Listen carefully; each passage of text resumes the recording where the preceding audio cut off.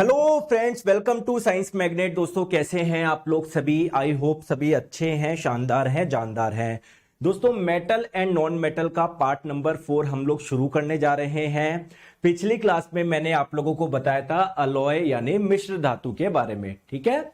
तो चलिए दोस्तों, मेटल हम लोग पूरा पढ़ चुके हैं। मेटल होते क्या है, मेटल की क्या क्या प्रॉपर्टीज होती है, मेटल की केमिकल प्रॉपर्टीज क्या है, इसका मतलब ये किससे अभिक्रिया करने पर क्या देते हैं। और मैंने आपको ये भी बताया था कि दोस्तों दो मेटल या दो से अधिक मेटल के मिश्रण को आप लोग बोलते हैं अलॉय यानी मिश्र धातु। अलग अलग तरह के अलॉय होते हैं और हमने उनके अलग अलग यूज भी हमने पढ़े थे, ठीक है। चलिए दोस्तों, आज हम लोग मेटल का लास्ट पार्ट पढ़ रहे हैं, वो है मेटलर्जी, जिसे हिंदी में बोलते हैं धातु कर्म। सर ये मेटलर्जी क्या है, सारी चीजें मैं आप लोगों को बताऊंगा, टेंशन मत लो, ठीक है। स्टार्ट करें, आ जाओ। राज सिंह जी, मुझे इसकी नॉलेज नहीं है सर, डेट ऑफ पासिंग क्या डाले, अभी मार्कशीट नहीं आई है। प्लीज अभी आप लोग केवल पढ़ाई से संबंधित बात मत करो। सर फॉर्म कैसे भरूं, जोन कौन सा सेलेक्ट करूं, सर ये क्या करूं, सर वो, इसका मेरे पास में जवाब नहीं है। सिंपल सी बात है, मेरे पास में जवाब हर एक चीज का है कि सर ये साइंस जो होगी उसमें कैसे पूरे मार्क्स लेकर आए, उन सब चीज का मेरे पास जवाब है, सॉल्यूशन है, उसी लिए मैं मेहनत कर रहा हूं। क्लास में आप लोग सर मैं जोन कौन सा भरूं, सर मैं ये क्या करूं, सर मैं ये क्या करूं, इस चीज को आप लोग प्लीज कमेंट एक जना भी मत करिए, प्लीज रिक्वेस्ट है आप लोगों से, है ना। साइंस से संबंधित हम लोगों को करना है, पूरा अच्छे से पढ़ना है, जिससे एक भी मार्क्स नहीं कटे। ये मेरी आप लोगों से छोटी सी विनती है, आप लोग ये ध्यान रखिए, है ना, प्लीज यार, है ना, आप समझो, ठीक है। सर आप क्लास दूसरा लोग बेच रहा है, अनोखा जी। चलिए स्टार्ट करें, आ जाओ। तो अब हम लोग बात करते हैं कि सर मेटलर्जी होता क्या है, आपका धातु कर्म होता क्या है, समझाता हूं। दोस्तों क्या आप लोगों को पता है कि मेटल हमारे लिए जरूरी है? बिल्कुल, जैसे आप लोगों को पता है। हाँ, अनोखा जी बोल रहे हैं सर आपकी क्लास को दूसरा लोग बेच रहा है। आपके पास में अनोखा जी कोई भी ऐसी चीज है ना जो आपको लगता है यार अपने साइंस मैग्नेट परिवार की कोई चीज जो चुरा के कहीं और बेच रहा है, इस नंबर पे आप लोग व्हाट्सएप कर दिया करो 7374019437। और कोई डिटेल हो आप इस पे व्हाट्सएप पे दे सकते हो, ठीक है। आ जाओ आ जाओ। वैसे मैं आपको बताऊं, जितने भी टीचर है ना, जितने भी, मैं ओपनली बोलता हूं पूरा कंटेंट पढ़ा रहा है मेरा, मैं आपको स्क्रीनशॉट भी बता सकता हूं, लेकिन सब छोड़ो, उसके बाद छोड़ो, पढ़न तो ज्ञान बांटने से बढ़ता है। आ जाओ दोस्तों, आपके लिए क्या धातु जरूरी है? कि बिल्कुल। क्या एल्यूमिनियम जरूरी है? कि बिल्कुल सर, एल्यूमिनियम होगा तभी तो हम लोग उसके बर्तन बनाएंगे। दोस्तों क्या आप लोगों के लिए कॉपर जरूरी है? क्या बिल्कुल सर, कॉपर अगर होगा तभी तो हम लोग उसके वायर बनाएंगे। और सर वायर का यूज होता है, आपको पता है, घर में बिजली वगैरह के पूरी सप्लाई में, ठीक है। नेक्स्ट हम लोग बात करते हैं कि सर क्या हमारे लिए सिल्वर जरूरी है? क्या दोस्तों, सिल्वर होगे तभी तो आप लोग उसके आभूषण बनाओगे, सिल्वर होगा तभी तो आप लोग उसकी चेन बनाओगे, उसके दोस्तों अलग अलग वो बनाओगे। जो गोल्ड होगा, गोल्ड जरूरी है? क्या बिल्कुल सर, गोल्ड जरूरी है तभी तो आप लोग उसके आभूषण पहनोगे, तभी तो आप लोग इतराओगे। समझ में आ गई बात को? तो कुल मिला के आपको एक चीज समझ में आ गई कि सर जो मेटल है हमारे लिए बहुत जरूरी है। क्या आप लोगों के लिए आयरन जरूरी है? क्या बिल्कुल सर, आयरन होगा, लोहा होगा तभी तो सर हम लोग हमारे घर के खिड़की दरवाजे ये बना पाएंगे, तभी तो हम लोग अपने मकान बना पाएंगे, ठीक है। लेकिन दिक्कत ये है कि ये जो आप लोगों का मेटल है ना, वो आप लोगों को ऐसा नहीं है प्योर स्टेट में मिल जाएगा। जैसे मान लीजिए ये हमारी पृथ्वी है, आप लोग दोस्तों खुदाई करी, पता पड़ा अंदर आयरन बैठा है।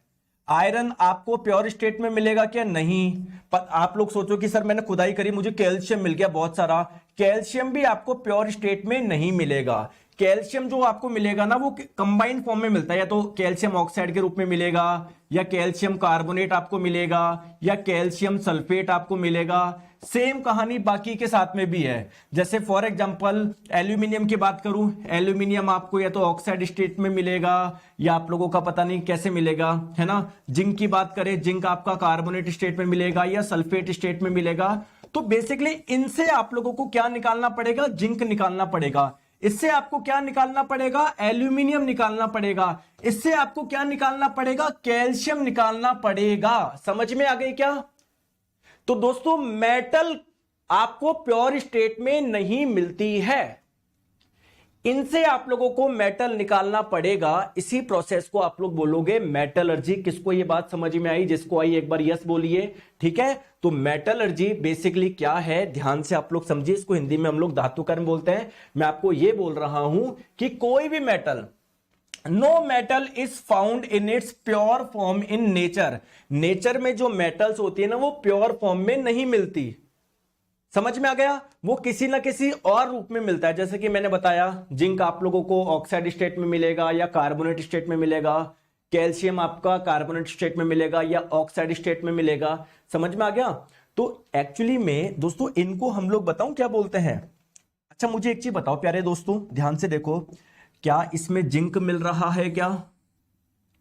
क्या इसमें भी जिंक मिल रहा है? बिल्कुल। क्या इसमें एल्यूमिनियम मिल रहा है? बिल्कुल। क्या इसमें कैल्शियम मिल रहा है? बिल्कुल। इसमें कैल्शियम मिल रहा है क्या? बिल्कुल। इसमें कैल्शियम मिल रहा है क्या? बिल्कुल। दोस्तों एक्चुअली में हम लोग इनको बोलते हैं मिनरल, यानी खनिज। ठीक है, जैसे आप लोगों ने सुना होगा कि यार इस प्रदेश में मिनरल की मात्रा बहुत। एक जना बोल रहा है कि सर साउंड प्रॉब्लम। दोस्तों साउंड प्रॉब्लम आ रही है तो यस बोलो, नहीं आ रही है तो नो बोलो, जिससे मैं आगे चलूं। मेरे हिसाब से सब सही है यार, क्या दिक्कत है? मैं तो पास में मोबाइल चला रखा हूं, मैं, पूरी टीम बैठी हुई है, आप समझते ही नहीं हो। ठीक है, तो दोस्तों एक्चुअली में ये क्या है? मिनरल है, इसको बोलोगे खनिज। किसका मिनरल है? कैल्शियम का, क्योंकि इसमें क्या पाया जा रहा है? कैल्शियम पाया जा रहा है। ये किसका मिनरल है? एल्यूमिनियम का। क्यों? क्योंकि इसमें एल्यूमिनियम पाया जा रहा है। ये किसका मिनरल है? जिंक का। क्यों बोलोगे आप लोग इसको जिंक का मिनरल? क्योंकि सर इसमें जिंक पाया जा रहा है। होता क्या है, मिनरल आप लोग समझ गए। मिनरल सर हम लोग ऐसे पदार्थ को बोलते हैं जिसमें आप लोगों का कोई मेटल पाया जाता है। हालांकि कुछ मिनरल ऐसे भी होते हैं जिसमें नॉन मेटल पाया जाता है, अधातु पाया जाता है, लेकिन अभी हमारी सारी चर्चा किस पे हो रही है? मेटल पे हो रही है ना। ठीक है दोस्तों, अगर किसी मिनरल से, जैसे कैल्शियम कार्बोनेट एक मिनरल है, एक खनिज है, अगर आप लोग इससे कैल्शियम आसानी से निकाल पा रहे हैं, बहुत ज्यादा खर्चा अगर आप लोगों का नहीं आ रहा है, तो आप लोग इसको क्या बोल दोगे? और बोल दोगे, अयस्क बोल दोगे। यानी अयस्क आप लोग किसे बोलोगे? सर ऐसे मिनरल, ऐसे खनिज जिनसे मेटल आसानी से एक्सट्रैक्ट किया जा सकता है, आसानी से निकाला जा सकता है, निष्कासित किया जा सकता है, ऐसे मिनरल को हम लोग क्या बोलेंगे सर? और बोलेंगे, यानी अयस्क बोलेंगे। बहुत बढ़िया। पता पड़े दोस्तों कोई मिनरल ऐसा है, मान लो जस्ट फॉर एग्जांपल, मान लो कैल्शियम सल्फेट है ना, पता पड़े दोस्तों हम लोग इससे कैल्शियम निकाल रहे हैं 1 करोड़ रुपए का, और इसमें जो खर्चा आ गया वो आ गया 10 करोड़ रुपए का, तो हमारे लिए अच्छा है क्या कैल्शियम सल्फेट से कैल्शियम निकालना? नहीं है ना। तो इसको मैं और यानी अयस्क नहीं बोलूंगा।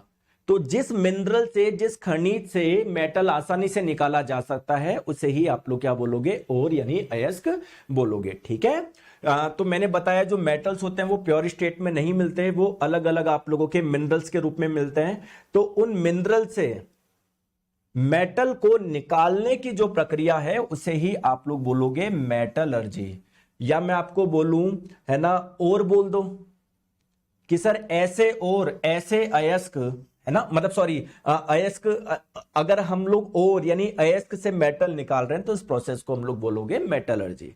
ठीक है, ठीक है। अब जैसे मैं एक एग्जांपल बताऊं आप लोगों को, सोडियम क्या एक मेटल है क्या?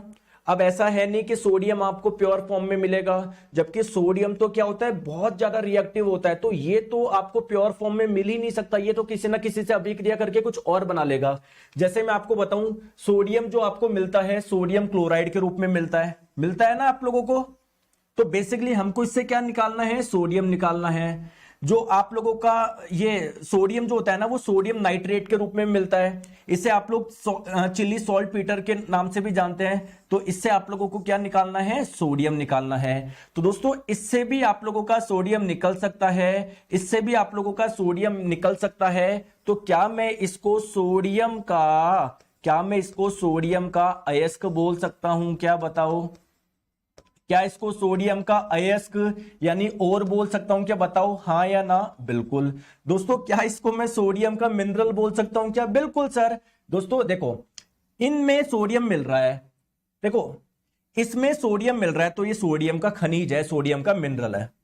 इससे सोडियम मिल रहा है तो ये भी सोडियम का खनिज है, मिनरल है। अगर इससे आप लोग सोडियम निकाल पा रहे हो तो इसको आप लोग अयस्क भी बोल दोगे।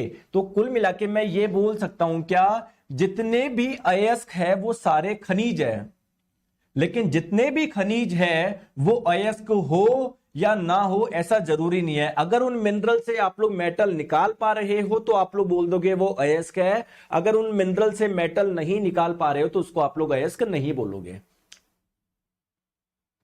कमलेश जी सर कल क्लास क्यों नहीं हुआ, मेरे फीवर था, आज क्लास हो रही है, आज पढ़ लो, ठीक है, आ जाओ। दोस्तों सिमिलरली एल्यूमिनियम के कुछ अयस्कों का नाम बताओ। सर फेल्स पर ये अयस्क है, देखो इसमें एल्यूमिनियम मिल रहा है क्या, कोरंडम, क्रायोलाइट। सर हम इतने सारे अयस्क का नाम याद रखेंगे क्या, नहीं रखना है, नहीं रखना है, जस्ट वो आपको समझाने के लिए। किसका याद रखना है मैं आपको बता दूंगा, ठीक है।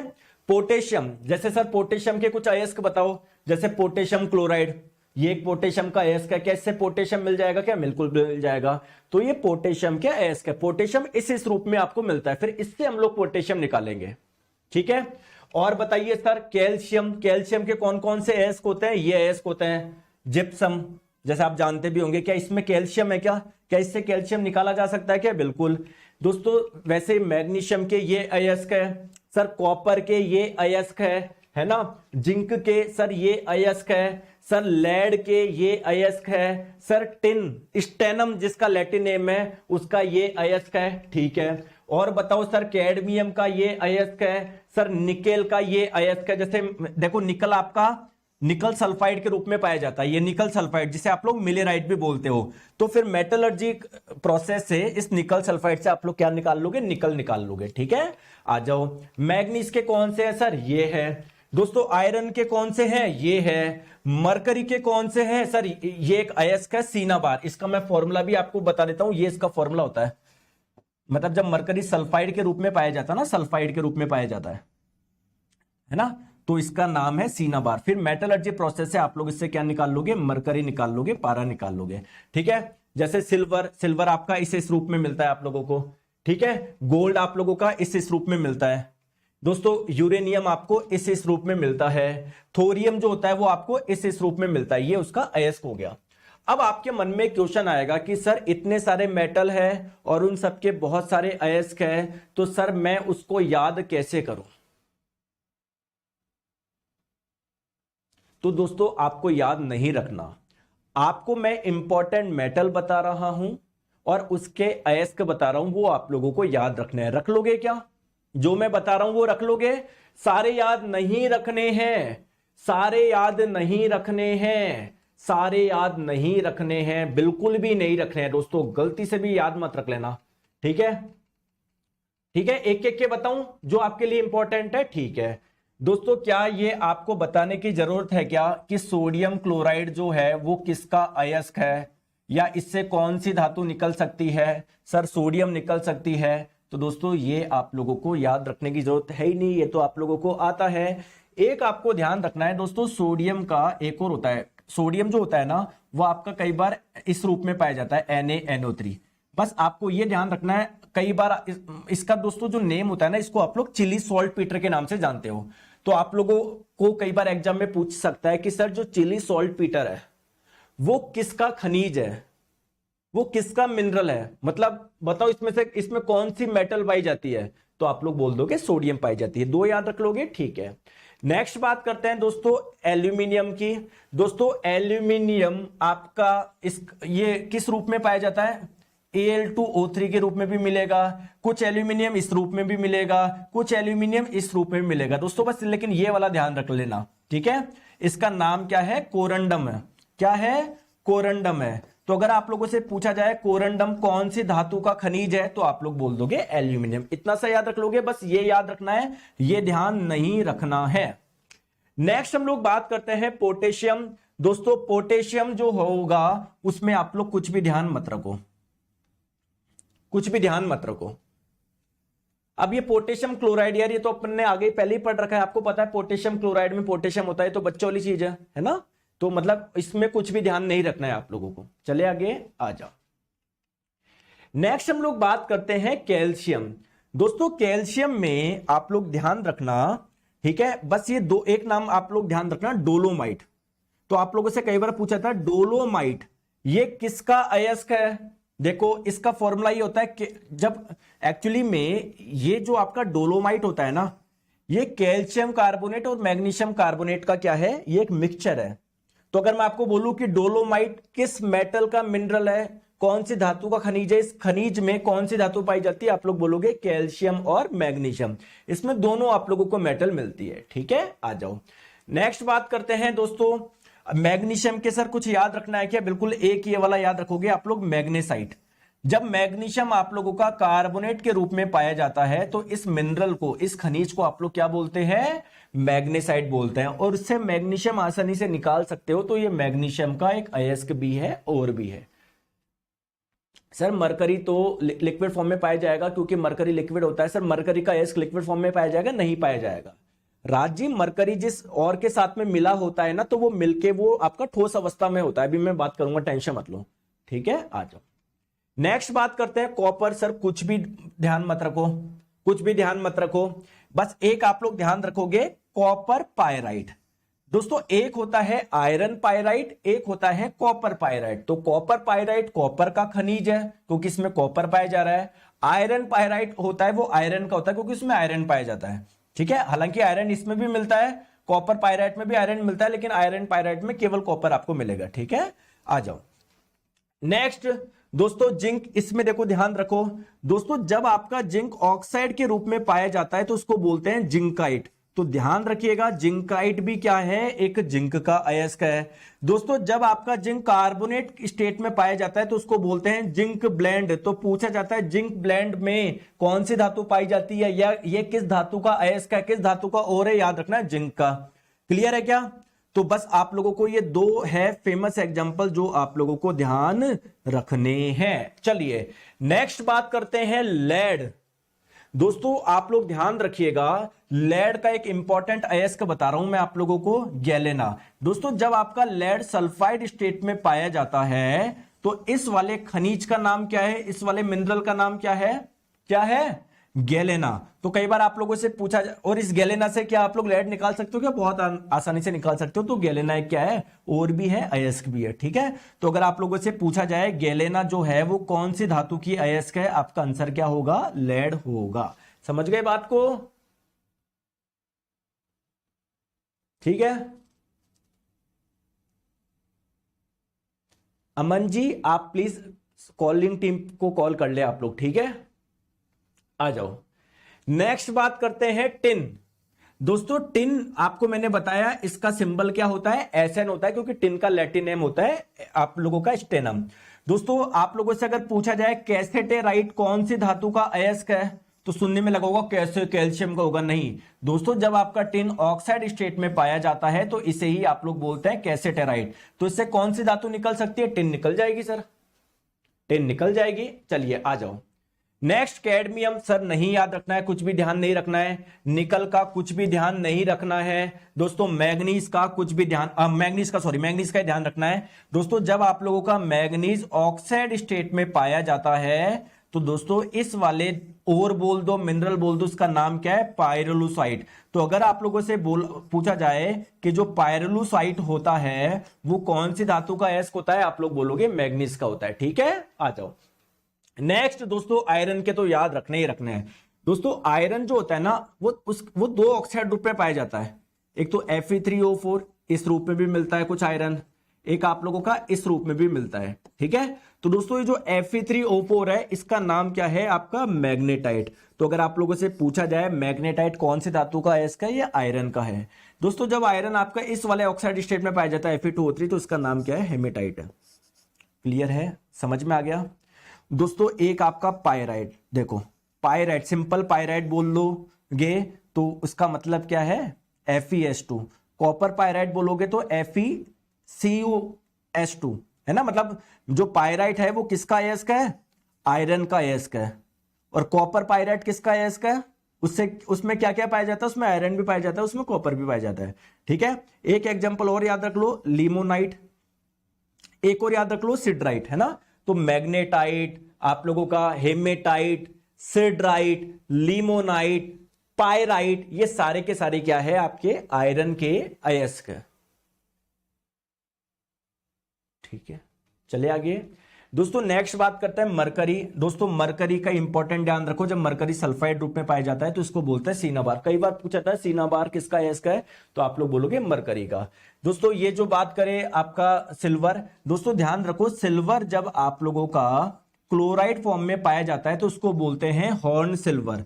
ठीक है, तो आप लोगों से पूछा जाता है बताओ हॉर्न सिल्वर का फॉर्मूला पूछा जा सकता है, याद रखोगे सिल्वर क्लोराइड। हॉर्न सिल्वर किसका है, इसका, इससे कौन सी मेटल मिलती है, सिल्वर मिलती है। ठीक है, आ जाओ दोस्तों। गोल्ड जो है ना, एक्चुअली में क्या आपको पता है कि गोल्ड आप लोगों का बहुत कम रिएक्टिव है, तो मतलब कुल मिला के ये आपको फ्री स्टेट में भी मिल जाती है, फ्री स्टेट में भी मिल जाती है, मतलब प्योर गोल्ड भी आपको मिल जाएगी, या गोल्ड कई बार आपका इनसे रिएक्शन कर लेता है। ठीक है, लेकिन गोल्ड आपको फ्री स्टेट में भी आपको मिल जाएगा। ठीक है, यूरेनियम बहुत इंपॉर्टेंट है ये वाला मेटल, क्योंकि दोस्तों जो न्यूक्लियर पावर प्लांट है ना जिनसे बिजली बनती है उसमें यूरेनियम का बहुत इंपॉर्टेंट रोल है, तो यूरेनियम हमारे लिए बहुत इंपॉर्टेंट मेटल है। दोस्तों ध्यान रखिएगा एक छोटी सी चीज, यूरेनियम जब आप लोगों का ऑक्साइड स्टेट में पाया जाता है तो उसे आप लोग बोलते हैं पिच ब्लेंड।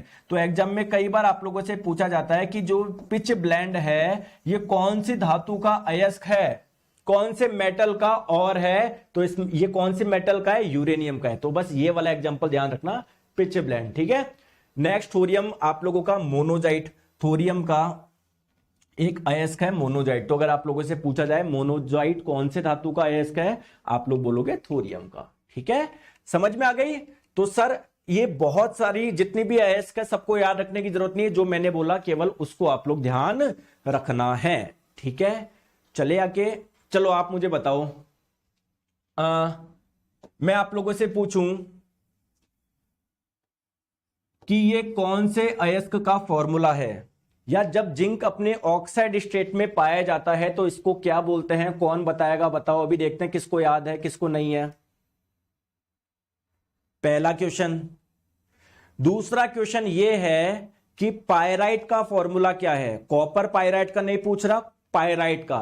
मैंने आपको बताया था जब आयरन आप लोगों का सल्फाइड स्टेट में पाया जाता है तो इसे आप लोग बोलते हैं पायराइट। ठीक है, ठीक है। और ये जिंक ऑक्साइड जो था, जब जिंक ऑक्साइड स्टेट में पाया जा रहा था दोस्तों, इस वाले इसका नाम आपने क्या दिया था, जिंकाइट दिया था, याद है, भूल गए दोस्तों। जब आपका जिंक कार्बोनेट स्टेट में पाया जाएगा तो इसको आप लोग क्या बोलोगे, कैलामाइन बोलोगे। ठीक है, और मैंने आपको यह भी बताया था जब आयरन सल्फाइड स्टेट में पाया जाएगा उसको क्या बोलोगे, पायराइट बोलोगे, या आयरन पायराइट आप लोग बोल सकते हैं। ठीक है, ठीक है, चले आगे, आ जाओ, ओके, आ जाओ।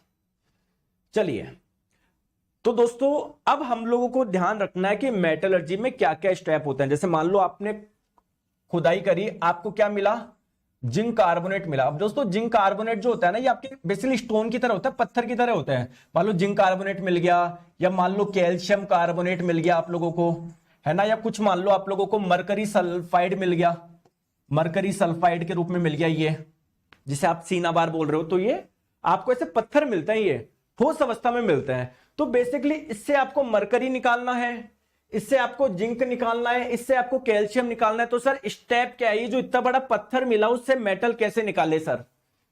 दोस्तों इसके कुछ स्टेप है। स्टेप नंबर 1 आप लोग समझो, क्रशिंग ऑफ ओर। मतलब जैसे मान लो आपको कैल्शियम कार्बोनेट है, ये अयस्क है, इससे क्या निकालना है, कैल्शियम निकालना है। जिंक कार्बोनेट से क्या निकालना है, जिंक निकालना है। मरकरी सल्फाइड से क्या निकालना है, मरकरी निकालना है। तो सबसे पहला स्टेप क्या है, क्रशिंग। क्रशिंग का मतलब क्या है, उनका चूरा बनाओ। क्या बनाओ, चूरा बनाओ, है ना। जैसे ये आपका जिंक कार्बोनेट है, इसको क्या कर लो आप, इसका चूरा बनाओ। मशीन में ये जाता है, मशीन में दोस्तों फोर्स के माध्यम से इसका क्या बन जाता है, चूरा बन जाता है, पाउडर बन जाता है। क्लियर है क्या। अरे पहला स्टेप समझ में आ गया कि इसमें कुछ है ही नहीं पहले स्टेप में। तो सर पहला स्टेप है क्रशिंग, यानी इसका चूरा बनाना है। ठीक है दोस्तों, दूसरे स्टेप की बात करते हैं। इसका करना है आपको कंसंट्रेशन। कंसंट्रेशन का मतलब है सांद्रण। नहीं आया समझ में। कंसंट्रेशन का मतलब क्या है, ये जो पाउडर बना आपका जिंक कार्बोनेट का या कैल्शियम कार्बोनेट, जो भी आपके पास में अयस्क था दोस्तों, इसमें कुछ इंप्योरिटीज भी होती है ना। जैसे मान लो इस चूरे में, मान लो आपके पास में क्या है, कुछ मिट्टी आ गई साथ में, तो उस मिट्टी को आपको अलग करना पड़ेगा ना। अरे यार, जिंक कार्बोनेट का चूना था, इसमें मान लो कुछ मिट्टी आ गई साथ में, तो उस मिट्टी को अलग करना होगा ना, है ना। तो बेसिकली इसी प्रोसेस को आप लोग बोलोगे कंसंट्रेशन यानी सांद्रण। ठीक है, चलिए दोस्तों, तीसरा स्टेप क्या है। मान लो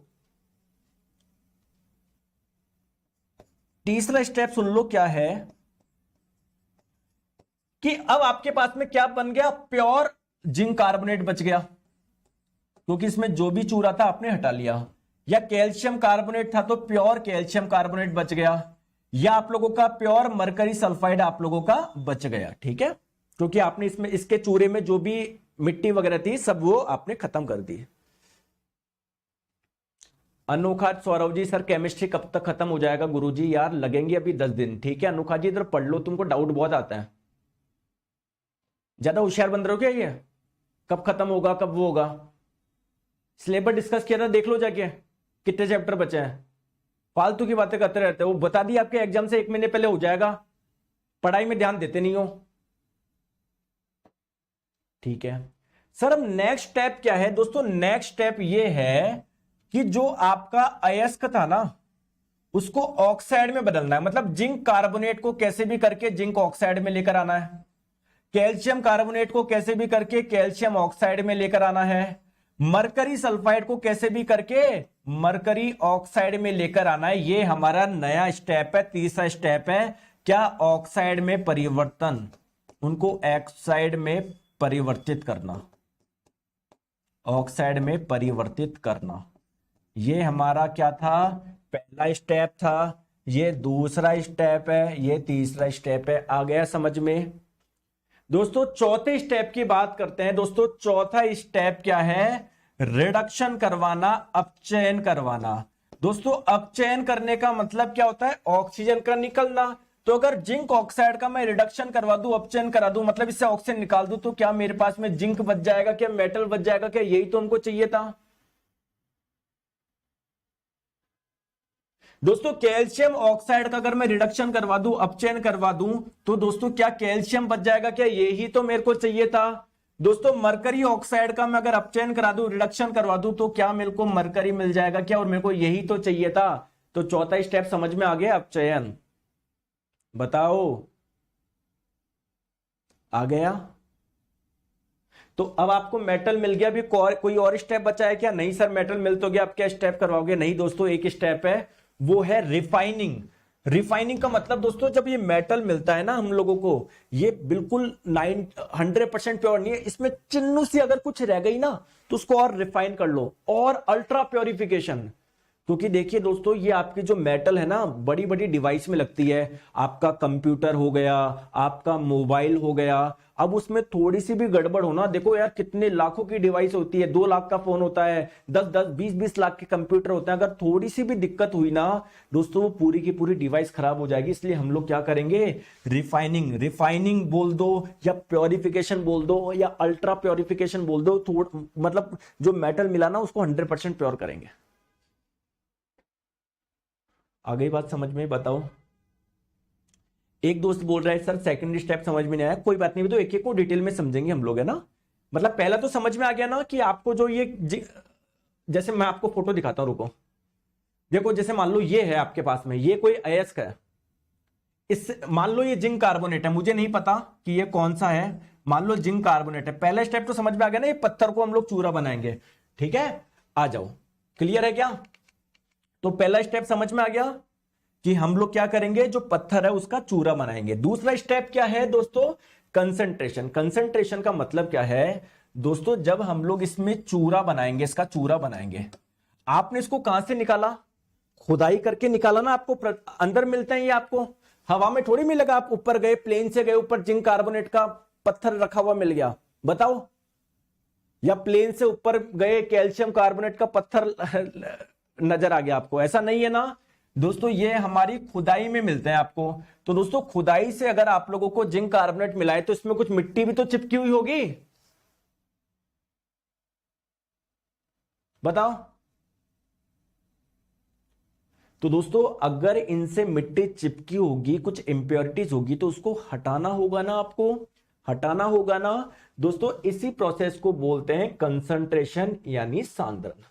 तो दोस्तों अगर इसमें कुछ मिट्टी है, साथ में कुछ बालू है, कुछ कंकड़ है, जब आपने इसको चूरा बनाया जिंक कार्बोनेट का, तो उस चूरे के साथ में थोड़ी बहुत मिट्टी भी होगी, कुछ कंकड़ भी होंगे, तो उनको हमको हटाना है। इस प्रोसेस को बोलोगे कंसंट्रेशन यानी सांद्रण।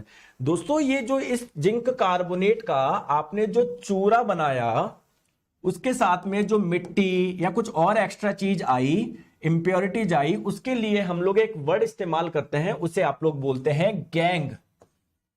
गैंग, उसके लिए क्या इस्तेमाल करते हैं? गैंग। तो बेसिकली इस गैंग से बचाना है हमारे जिंक कार्बोनेट को, इस गैंग को अलग करना है। ठीक है, ठीक है दोस्तों। इस प्रोसेस को हम लोग एक नाम से और जानते हैं, वो है एनरिचमेंट ऑफ ओर्स, यानी अयस्कों का समृद्धिकरण। ऐसा क्यों बोल रहे हैं? क्योंकि दोस्तों हमारा जो जिंक कार्बोनेट था, जब हमने इसको चूरा करा तो ये सब कुछ आया था, मिट्टी भी थी, बालू भी थी, कंकड़ भी था। दोस्तों अगर हमने इसमें से मिट्टी हटा दे, बालू हटा दे, कंकड़ हटा दे, तो हमारा जो ओर है अयस्क, वो और प्योर हो गया क्या? और बहुत अच्छा हो गया क्या? बताओ बताओ, हो गया क्या? तो इसलिए हम लोग इस प्रोसेस को एनरिचमेंट ऑफ ओर्स बोल रहे हैं, अयस्कों का समृद्धिकरण। ये मान लो अयस्क की मात्रा बढ़ गई क्योंकि कचरा हटा दिया आपने। अब केवल पहले आप लोग 100 ग्राम आपको मिल रहा था ना, उसमें मान लो 50 ग्राम ही आप लोगों को क्या मिलता? प्योर मेटल मिलता। अब आपने कचरा हटा दिया, अब जो आपका 100 ग्राम जो है ना, उसमें से मान लो आपको 80 ग्राम मिलेगा, 90 ग्राम मिलेगा, तो एनरिचमेंट हो गया ना। ठीक है, आ जाओ। नेक्स्ट क्या है दोस्तों? देखो यार मेरा क्या है, गला खराब हो रहा है। देखो मैं पढ़ा रहा हूं आप लोगों को, लेकिन आप बोलोगे सर पढ़ाना तो पड़ेगा। बिल्कुल पढ़ाना पड़ेगा, ये मेरी ड्यूटी है, मेरा कर्तव्य है। लेकिन यार है ना, मैं आपको एक चीज करूं कि अनफॉर्चुनेटली मेरे साथ में प्रॉब्लम हो गई है। हो सकता है दोस्तों मुझसे कुछ गलती हो गई हो, सरस्वती माता मुझसे नाराज हो गई हो। दोस्तों मैं पिछले 2 साल से 2 घंटे से ज्यादा मैं नहीं पढ़ा रहा, या मैक्सिमम 3 घंटे मान लो एक दिन में मैं बात कर रहा हूं मैं।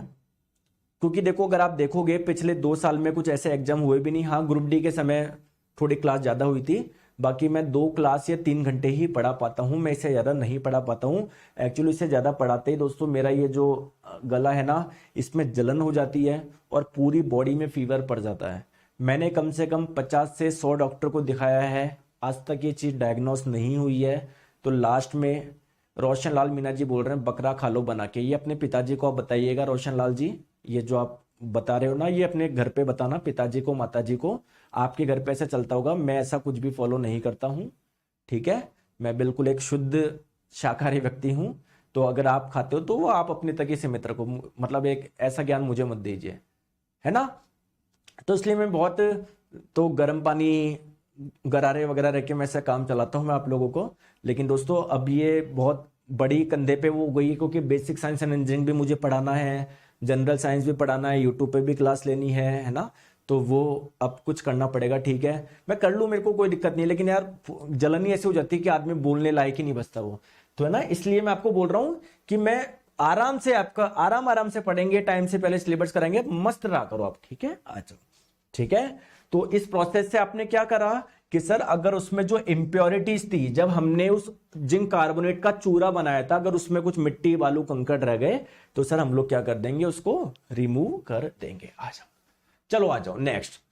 अब सर मुझे ये बताओ कि ये कंसंट्रेशन कैसे करें, इसके लिए कोई मेथड है क्या, इसके लिए कोई विधि है क्या? सर जैसे जिंक कार्बोनेट का हमने चूरा बनाया, उसमें कुछ बालू आ गया, कुछ कंकड़ आ गया, कुछ भी आ गया, तो सर उनको अलग कैसे करें, इसके लिए कुछ मेथड है क्या? बिल्कुल दोस्तों, हमारे लिए 3 मेथड है इसके लिए, कंसंट्रेशन के 3 मेथड है। ठीक है दोस्तों, एक है ग्रेविटी सेपरेशन मेथड, क्या होता है अभी डिस्कस करेंगे। दोस्तों एक है आप लोगों का मैग्नेटिक सेपरेशन मेथड, क्या है अभी डिस्कस करेंगे। और एक है आप लोगों का फ्रोथ फ्लोटेशन मेथड, है ना, ये क्या है अभी डिस्कस करते हैं। आ जाओ दोस्तों ग्रेविटी सेपरेशन मेथड में क्या होना चाहिए, कैसे काम करता है, आ जाओ। जैसे मान लो आपके पास में क्या है, और है, अयस्क है, अयस्क का चूरा बोल दो, अयस्क बोल दो, है तो अयस्क ही, ठीक है। और इसमें क्या है, कुछ मिट्टी है या बालू है या कुछ और आप लोग मान लो, ठीक है। दोस्तों ये वाला मेथड आप लोग तभी लगा सकते हो जब इनमें से एक भारी हो एक हल्का हो, ठीक है। तो हम ये मान के चल लेते हैं, कि यहां पर अयस्क जो है ना, इसके पार्टिकल भारी है और मिट्टी के पार्टिकल क्या है, हल्के हैं, ठीक है। या उल्टा भी हो सकता है कोई अयस्क जो हो इसके पार्टिकल हल्के हो, जो इंप्योरिटी जिसमें है वो भारी हो, ठीक है। क्लियर है क्या? अरे समझ में आ गई क्या? ये देखो मैंने जब बताया 50 जनों ने अपने अपने वो बता दिए कि सर ऐसा करो। पहले तो आपके दोस्तों शुभकामनाओं के लिए बहुत बहुत धन्यवाद, ठीक है। मैं बिल्कुल ये सारी चीजें फॉलो करता हूं, जो भी आप बोल रहे हो, सर ये खाओ सर, बहुत बहुत धन्यवाद, थैंक यू सो मच आप सभी के लिए, है ना। अब इधर पढ़ाई कर लो, देखो आ जाओ। अब होगा क्या, मेरी बात को आप लोग ध्यान से समझो। तो अभी इस वाले केस में मैं ये मान के चल रहा हूं कि जो हमारे पास में और है, अयस्क है, वो भारी है, मिट्टी क्या है, हल्की है। सर कैसे काम करेगा, थोड़ा सा समझाओ। अभी समझाते हैं, टेंशन मत लो, क्यों लेते हो आप लोग, आ जाओ। दोस्तों ये है हमारे पास में क्या है, ये एक ऐसा रास्ता बनाया जाता है, ठीक है। और लास्ट में क्या होता है, एक डब्बा लिया जाता है, ठीक है। हम लोग क्या करेंगे, यहां पर हम लोग डालेंगे हमारे पास में जो और अयस्क और जो इंप्योरिटीज का मिक्सर है ना, इससे यहां से वो बहाएंगे। और साथ में क्या डालेंगे, ऊपर से पानी की जेट डालेंगे, पानी का पाइप डालेंगे। दोस्तों होगा क्या, जो हल्के पार्टिकल्स होंगे ना, वो तो पानी के बहाव में कहां पर आ जाएंगे, नीचे आ जाएंगे। अभी आपने हल्का किसको माना है, मिट्टी, बालू, कंकड़, मतलब गैंग पार्टिकल्स को आपने हल्का माना है, तो वो तो पानी के साथ में बह के नीचे आएंगे। दोस्तों जो भारी पार्टिकल्स होंगे वो पानी के साथ में बह नहीं पाएंगे, तो वो यहां पर अटक जाएंगे। भारी पार्टिकल जो होंगे ना, वो आप देखो, भारी पार्टिकल्स आप लोगों के यहां पर अटक जाएंगे, और जो हल्के पार्टिकल है वो पानी के साथ में बह के यहां पर आ जाएंगे। जो डेंसर पार्टिकल्स है वो आप लोगों के यहां पर अटक जाएंगे। समझ में आ गया क्या ये मेथड क्या है, समझ में आ गया कैसे आपने इंप्योरिटीज को अलग कर दिया, गैंग पार्टिकल को अलग कर दिया। ये पहला मेथड था, ग्रेविटी सेपरेशन। क्या है ये मेथड, इसको आप लोग हाइड्रोलिक वॉशिंग के नाम से भी जान रहे हो, क्योंकि यहां पर आप लोग पानी से क्या कर रहे हो, वॉश कर रहे हो। जो हल्के पार्टिकल हो पानी के साथ में नीचे आ गए, भारी पार्टिकल आप लोगों के इधर जमा हो गए, ठीक है दोस्तों। क्लियर है? आपको ज्यादा डिटेल में नहीं जाना, बस ये ध्यान रख लोगे, दिमाग में रख लोगे, डायग्राम बनाओगे, उससे समझ में आ जाएगा। तो ये मेथड हम लोग तब अपना सकते हैं जब इनमें से एक हल्का हो एक भारी हो। मान लो दोस्तों दोनों की ही डेंसिटी सेम है, मतलब दोनों ही आपके एक जैसे हैं, तो अगर आप लोग पानी डालोगे, हो सकता है दोनों ही यहां पर जमा हो जाए, या हो सकता है दोस्तों दोनों ही यहां पर नीचे आ जाए बह के, ठीक है। आ जाओ, चलो आ जाओ दोस्तों। नेक्स्ट मेथड है आपका मैग्नेटिक सेपरेशन। दोस्तों ये मेथड आप लोगों को कहां अप्लाई करना है, जहां पर और या इंप्योरिटीज इनमें से एक मैग्नेटिक हो एक नॉन मैग्नेटिक हो।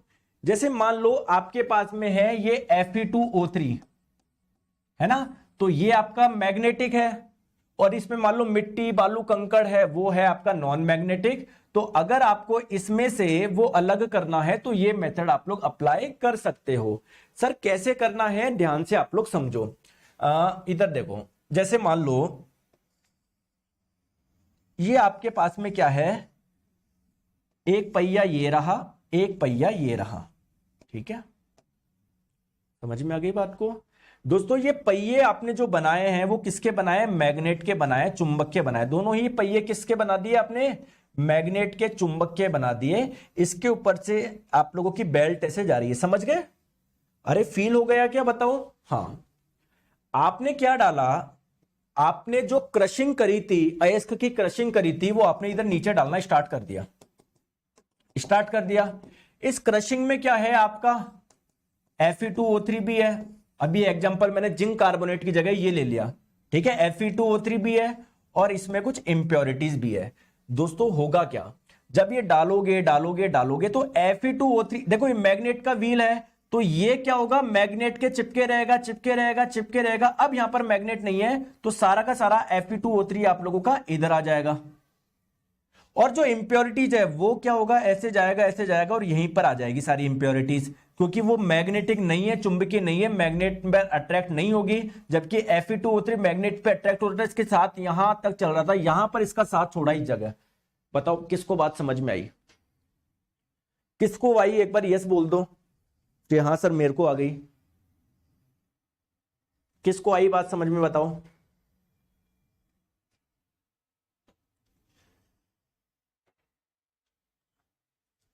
बताओ, ठीक है। जैसे आप लोग यहां पर देखो, ये एग्जांपल समझो, आपने ऊपर से डाले, देखोगे तो एक लाल बॉल भी है नीली बॉल भी है। लाल बॉल वाले पार्टिकल को मान लो मैग्नेटिक, वो Fe2O3 मान लो, और इसमें साथ में कुछ कंकड़ मिट्टी बालू थे, उसको आपने नीला कलर वाला मान लो। अब यहां पर ये आपका जो ये व्हील है ना, ये मैग्नेट का बना हुआ है। तो क्या होगा, जब आप लोग डाल रहे हो तो लाल वाले पार्टिकल तो इसके साथ में जब तक जाएंगे, क्योंकि भाई देखो इसका ये लेफ्ट वाला पार्ट आपने मैग्नेटिक कर दिया, ऐसे देखो तो मैग्नेट के चिपके रहेंगे चिपके रहेंगे चिपके रहेंगे चिपके रहेंगे। अब यहां पर मैग्नेट नहीं है तो सारे इधर आ जाएंगे, जबकि जो वो उनको तो यहीं से वो नॉन मैग्नेटिक थे, वो मैग्नेटिक के चिपकेंगे नहीं, वो इस साइड रहेंगे आपके। आ गया, तो ये है आपका मैग्नेटिक सेपरेशन मेथड।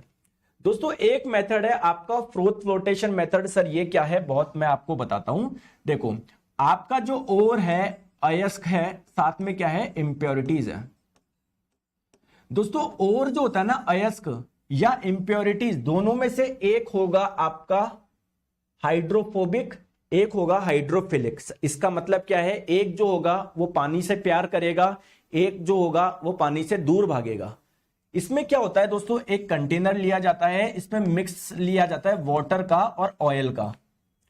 तो इनमें से एक ऐसा होता है जो ऑयल से प्यार करेगा, पानी से दूर भागेगा, पानी से डर होगा, हाइड्रोफोबिक होगा। एक ऐसा होगा जो पानी की ओर भागेगा, हाइड्रोफिलिक होगा, पानी की ओर आकर्षित होगा, ऑयल से दूर भागेगा। तो क्या होता है, ऑयल और वाटर के मिक्सचर में जब वो आप लोग ये डालते हो, ये क्रशिंग किया हुआ चूरा जब डालते हो, बहुत तेज घुमाते हो ना, थोड़ी देर छोड़ते हो, तो ऑयल क्या होता है, धीरे धीरे ऊपर आता है, क्योंकि ऑयल की डेंसिटी कम होती है। तो जो ऑयल में घुलने वाला होगा वो ऊपर आ जाएगा। मान लो ऑयल में है इंप्योरिटीज, ऑयल में घुलने वाली इंप्योरिटीज तो ऊपर आ गई, और वाटर में घुलने वाला है मान लो प्योर आपका अयस्क जो है वो नीचे रह जाएगा। फिर इसके ऊपर को जब अलग कर लोगे तो आपका इंप्योरिटीज अलग हो जाएगी। क्लियर है क्या सर? मैग्नेट के लोहे के अलावा कोई और भी चिपकता है क्या? हरिओम जी ऐसा नहीं है कि केवल आयरन में मैग्नेटिक प्रॉपर्टी पाई जाती है, बहुत में पाई जाती है, कॉपर में भी पाई जाती है। ठीक है, समझ लो बात को, आ जाओ। तो ये है आप लोगों का फ्रोथ फ्लोटेशन मेथड। समझ में आ गई बात को? अब अगला स्टेप क्या आता है, जल्दी से बताओ। अगला स्टेप क्या है? पहला स्टेप क्या था? अच्छा मुझे कमेंट करके बताओ, देखते हैं किस किस को याद है, किसको नहीं है।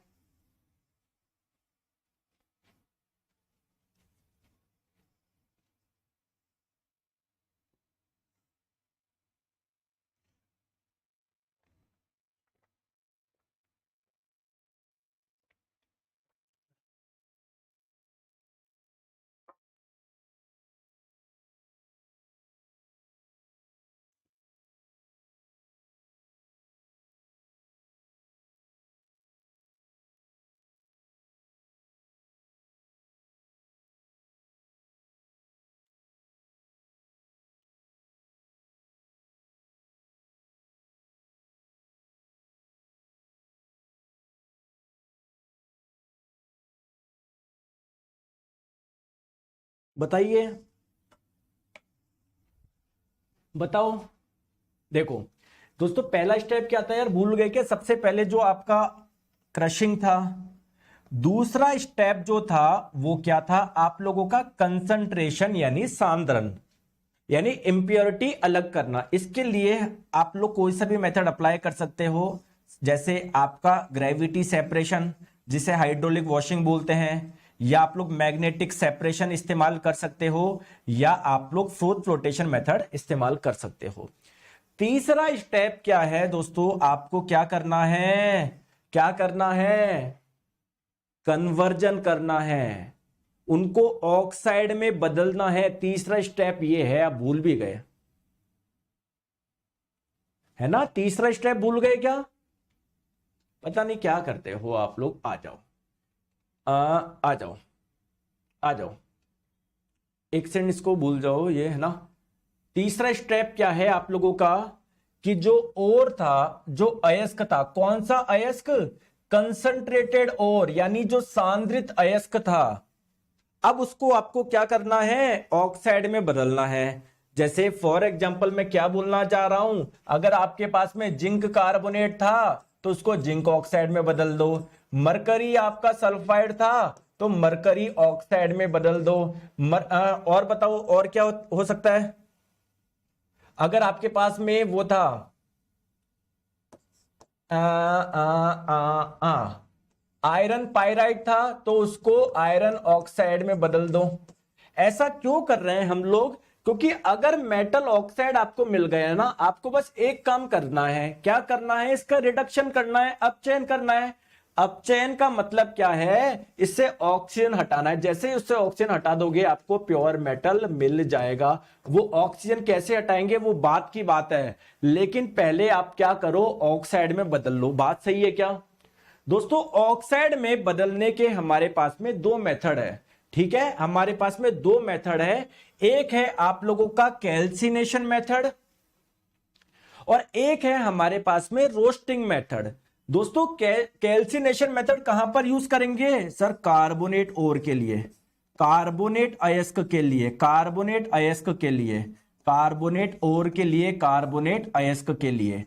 और आपका रोस्टिंग मेथड कहां पर यूज करेंगे? सल्फाइड ओर के लिए, सल्फाइड ओर के लिए, सल्फाइड ओर के लिए। जैसे मैंने आपको बोला कि लेड सल्फाइड है, इसको लेड ऑक्साइड में कन्वर्ट करना है, बताओ कौन सा मेथड यूज करोगे? कैल्सिनेशन मेथड यूज करोगे, रोस्टिंग मेथड? बताओ। मैंने आपको बोला कि जिंक कार्बोनेट है, इसको आपको जिंक ऑक्साइड में बदलना है, बताओ कौन सा मेथड यूज करोगे? बताओ बताओ।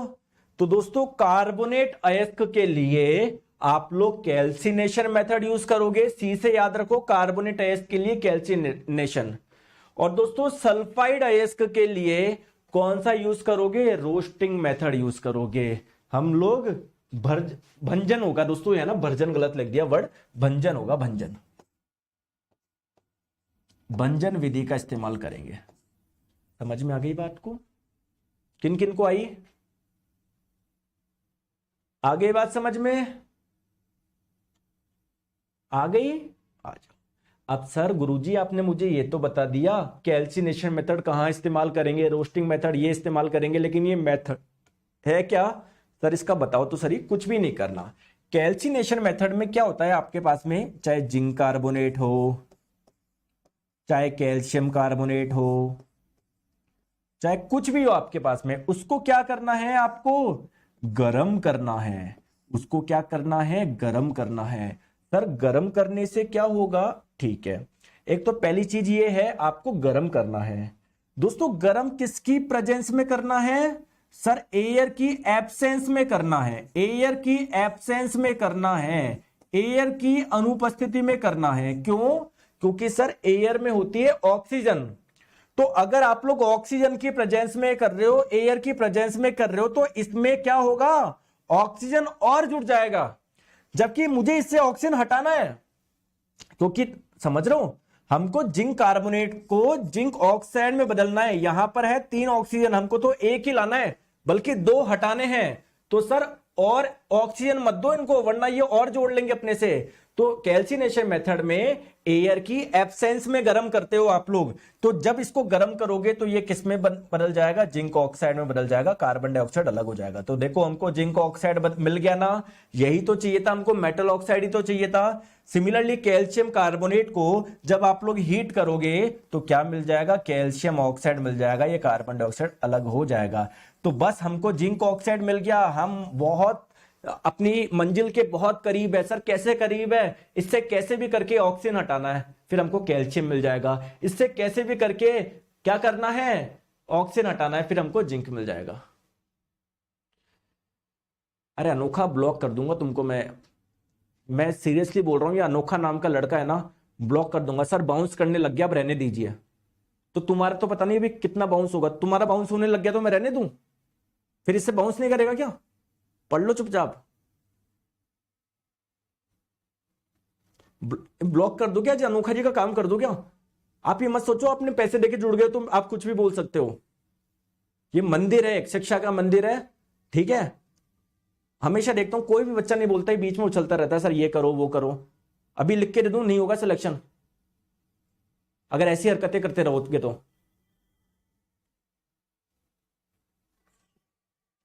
पता नहीं क्या पढ़ाई करते नहीं हो, ठीक है।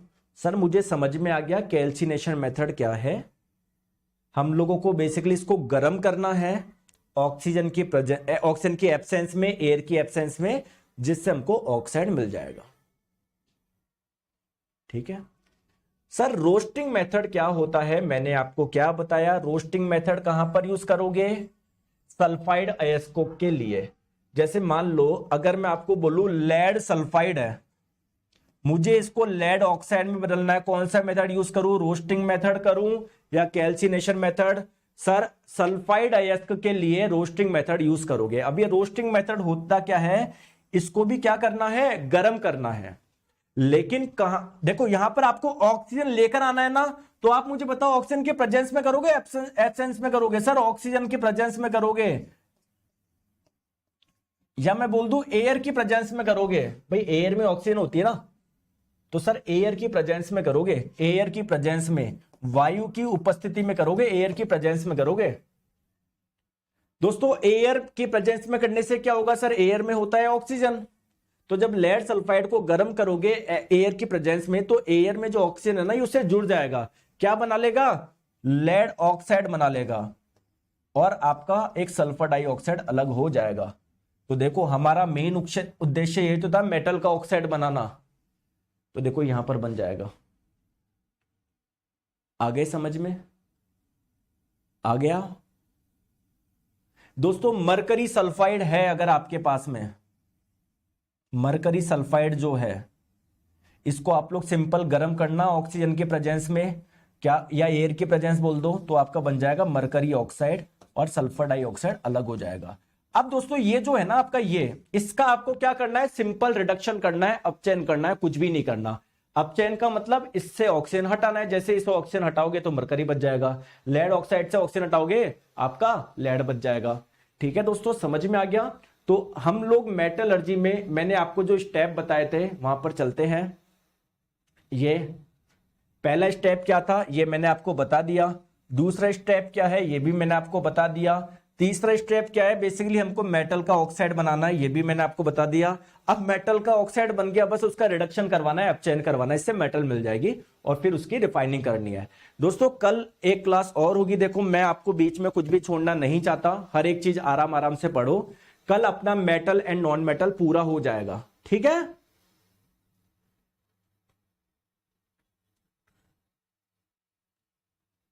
सर मैं आज ये क्लास लिया हूं, तो पहले दिन का क्लास से शुरू करें, आज की क्लास से पहले दिन से, बीच में मत जुड़ो, नहीं कुछ भी समझ में नहीं आएगा, पहली क्लास से आप लोग देखिए।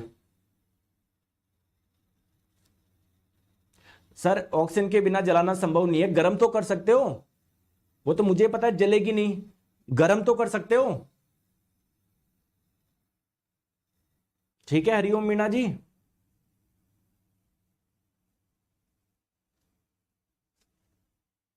चले